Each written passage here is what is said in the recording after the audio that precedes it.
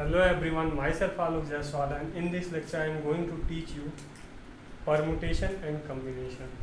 तो देखिए permutation and combination, तो सबसे पहले हम लोग समझेंगे कि permutation का यूज़ कहाँ पे करते हैं और combination का कहाँ पे यूज़ करते हैं। तो देखिए permutation जो होता है इसका यूज़ होता है फॉर अरेंजमेंट पर्पस। जब भी आपको जो है काउंटिंग करना है कि कितने तरीके से हम लोग किसी चीज़ को अरेंज कर सकते हैं तो हम लोग यूज़ करेंगे परम्यूटेशन। और कॉम्बिनेशन जो है ये हमारा यूज होता है सेलेक्शन के लिए कि हम लोग कितने तरीके से सेलेक्शन कर सकते हैं। तो चलिए हम लोग सबसे पहले एग्जांपल समझते हैं कि क्या कहता है कि अरेंजमेंट क्या होता है और सेलेक्शन क्या होता है। तो देखिए मान लीजिए हमारे पास तीन जो है बॉल है, बॉल को नाम दे दीजिए, बॉल ए है, बॉल बी है और बॉल सी है। ठीक, तीनों क्या है हमारा अलग अलग है, डिस्टिंक्ट है, ए बी और सी। मान लीजिए हम लोग को क्या करना है, इसमें से दो बॉल लेके हम लोग को अरेंज करना है और हम लोग से पूछा है कि टोटल हम लोग कितने अरेंजमेंट कर सकते हैं इन तीन में से दो बॉल को लेके। तो देखिए या तो हम लोग ऐसे अरेंज कर सकते हैं, या तो हम लोग ए बी ले सकते हैं, ए बी बॉल, या फिर हम लोग बी ए बॉल ले सकते हैं, बॉल बी फिर ए, या तो हम लोग क्या ले सकते हैं ए सी ले सकते हैं, या तो हम लोग ले सकते हैं सी ए। ठीक, कितने हुए अभी? चार हुए। फिर देखिए या तो हम लोग ले सकते हैं बी सी बी सी, या तो हम लोग ले सकते हैं सी बी। तो देखिए यहाँ पे जो है हमारा टोटल कंप्लीट हो गया था। तो हम लोग देखिए पहले काउंट कर लेते हैं कितने हुए। तो देखिए 1 2 3 4 5 6, तो टोटल जो है हमारा 6 है हुआ। तो इसका मतलब अगर हमारे पास तीन बॉल है, तीन डिफरेंट बॉल है और हम लोग को निकालना है the total number of way we can arrange two ball from these three ball, तो कितना है 6।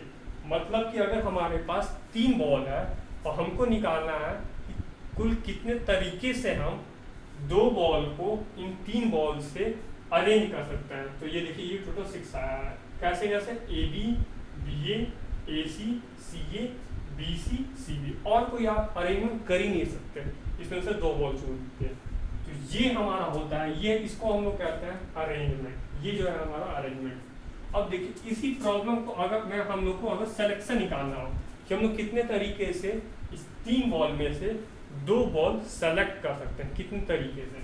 तो देखिए या तो हम लोग ले सकते हैं ए बी, या तो हम लोग ले सकते हैं बी सी, या तो हम लोग ले सकते हैं सी ए। ठीक, और कोई सिलेक्शन का वे ही नहीं है। अब आप कहेंगे कि बी ए क्यों नहीं ले लिए?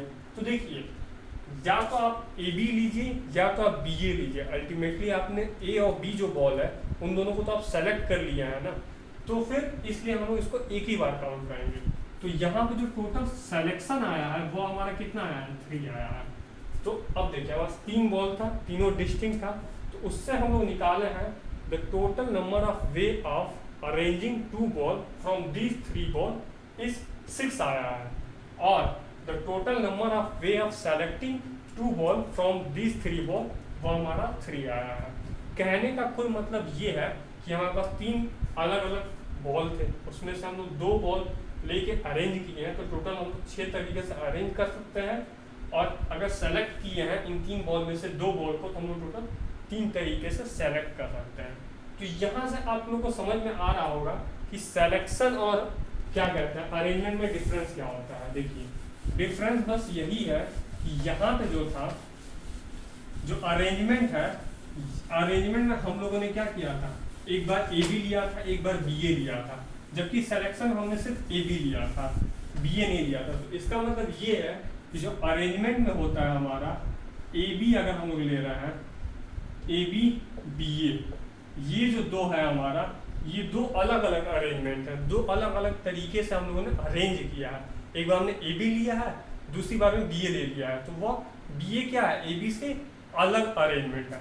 जबकि अगर सिलेक्शन की बात करें तो अगर हमने ए बी सेलेक्ट कर लिया है तो फिर हम लोग दोबारा बी ए को नहीं सेलेक्ट कर सकते, क्योंकि अल्टीमेटली ए बी सेलेक्ट कीजिए या बी ए सेलेक्ट कीजिए, हमने ए बी तो सेलेक्ट कर लिया है ना।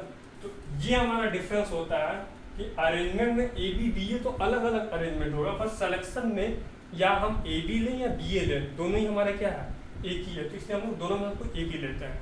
तो यहाँ से हम लोग को अरेंजमेंट और सिलेक्शन में डिफरेंस समझ में आ गया, और हम लोगों ने एक सिंपल कैलकुलेशन भी कर लिया कि अगर हमारे पास 3 बॉल है, 2 बॉल उसमें से अरेंज करना है तो हम लोग टोटल 6 तरीके से अरेंज कर सकते हैं, और अगर सेलेक्शन करना है तो हम लोग टोटल 3 तरीके से सेलेक्शन कर सकते हैं।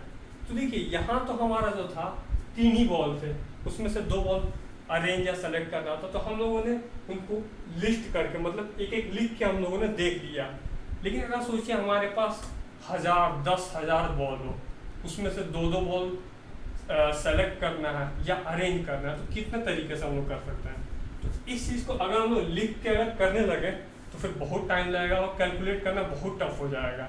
हम लोग को लिखेंगे तो कुछ छूट भी सकता है, तो मतलब ये काफ़ी हैक्टिक टास्क हो जाएगा। तो इस चीज़ के लिए the total number of way of arranging हम लोग को कैलकुलेट करने के लिए और कुल कितने तरीके से हम लोग सेलेक्ट कर सकते हैं, इस चीज़ को कैलकुलेट करने के लिए आया है परम्यूटेशन एंड कॉम्बिनेशन। अरेंजमेंट के नंबर को कैलकुलेट करना है तो उसके लिए आया है परम्यूटेशन, और सिलेक्शन के नंबर को कैलकुलेट करने के लिए आया है कॉम्बिनेशन। चलिए अब हम लोग परम्यूटेशन और कॉम्बिनेशन का यूज तो समझ में आ गया है कि अरेंजमेंट निकालना है तो उसके लिए परम्यूटेशन है, और सिलेक्शन निकालना है तो उसके लिए कॉम्बिनेशन है। तो इसका फॉर्मूला क्या होता है ये भी हम लोग जान जाते हैं।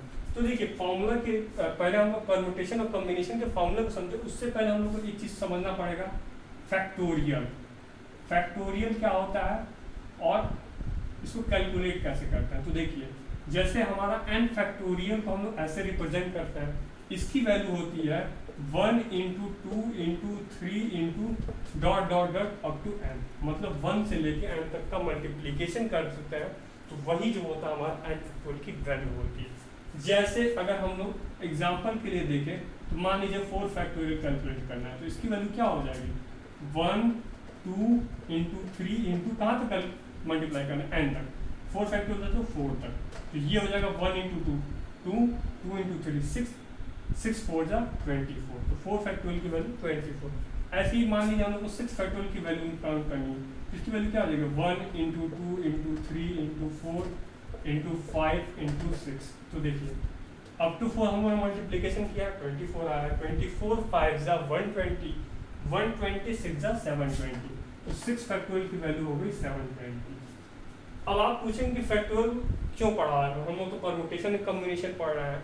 तो देखिए इस फैक्टोरियल के बिना, इस फैक्टोरियल को बिना जाने हम लोग परम्यूटेशन एंड कॉम्बिनेशन के फॉर्मूला को यूज नहीं कर सकते, इसलिए हमने पहले फैक्टोरियल समझ लिया। फैक्टोरियल हम लोग पढ़ लिए, अब हम लोग आते हैं इसकी फॉर्मूला क्या होता है, उसको कैसे कैसे रिप्रेजेंट करता है। तो देखिए फैक्टोरियल कॉन्सेप्ट हम लोग समझ लिया होगा, n फैक्टोरियल की वैल्यू होती है 1 × 2 × 3 अप टू n तक मल्टीप्लिकेशन कर देना, सिंपल कैलकुलेशन है। अब हम लोग आते हैं कि इनका फॉर्मूला क्या है, ठीक। तो देखिए इनका रिप्रेजेंटेशन क्या है, तो देखिए परम्यूटेशन P, कॉम्बिनेशन C। तो देखिए परम्यूटेशन में P आ रहा है, कॉम्बिनेशन में C आ रहा है, तो हम लोग इसको ऐसे रिप्रेजेंट भी करते हैं। तो देखिए परम्यूटेशन मैंने बताया था कि अरेंजमेंट कैलकुलेट करने के लिए करते हैं, कॉम्बिनेशन सिलेक्शन कैलकुलेट करने के लिए। तो देखिए इसका जो फॉर्मूला होता है वो ये होता है कि अगर मान लीजिए हम लोग को निकालना है the total number of veg arranging R elements from n distinct elements अगर हम लोग को निकालना है तो इसकी जो वैल्यू होती है ये होती है NPR। मैंने पहले बताया था जब भी अरेंजमेंट आएगा तो फिर क्या आएगा परम्यूटेशन का P लेना है, टोटल कितने डिस्टिंक्ट एलिमेंट है उसको n, और उसमें से अरेंज कितने करना है R को, तो वहाँ पे R, तो इसकी वैल्यू हो जाएगी NPR। और NPR की जो वैल्यू होती है ये हो जाती है n factorial upon n minus r factorial.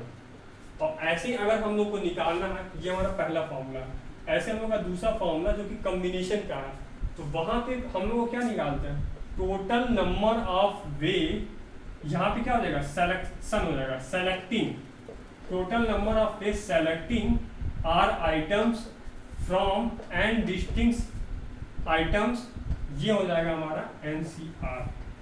ठीक, ये क्या हो जाएगा NCR, C फॉर कॉम्बिनेशन, और इसकी वैल्यू होती है n factorial upon r factorial into n minus r factorial.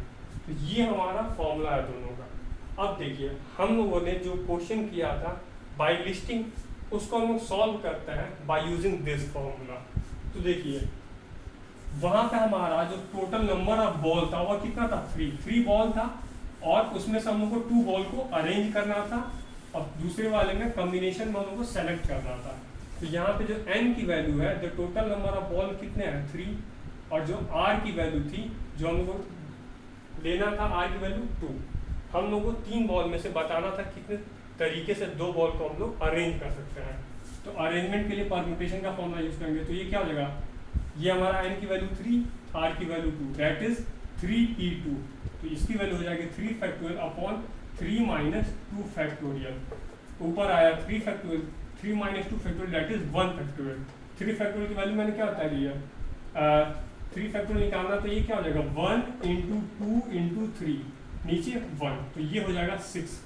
तो देखिए हम लोगों ने लिस्टिंग से भी देखा था कि अगर 3 बॉल में से 2 बॉल को अगर हम लोग अरेंज करते थे तो जो टोटल नंबर ऑफ वे हम लोगों ने अरेंज किया था वो आया था 6, और बाय यूजिंग फॉर्मूला भी हम लोगों ने देख लिया 6 आया। 6 तरीके से हम लोग अरेंज कर सकते हैं 2 बॉल को 3 अलग अलग बॉल से। अब हम लोग ऐसे ही निकालते हैं, सिलेक्शन किए थे जब हम बॉल की संख्या थी 3, और क्या किए थे 3 में से हम लोग को 2 बॉल को सेलेक्ट करना है, तो हम लोग कैलकुलेट करना है तो total number of way we can select 2 ball from these 3 different balls. इसकी जो वैल्यू होगी 3c2।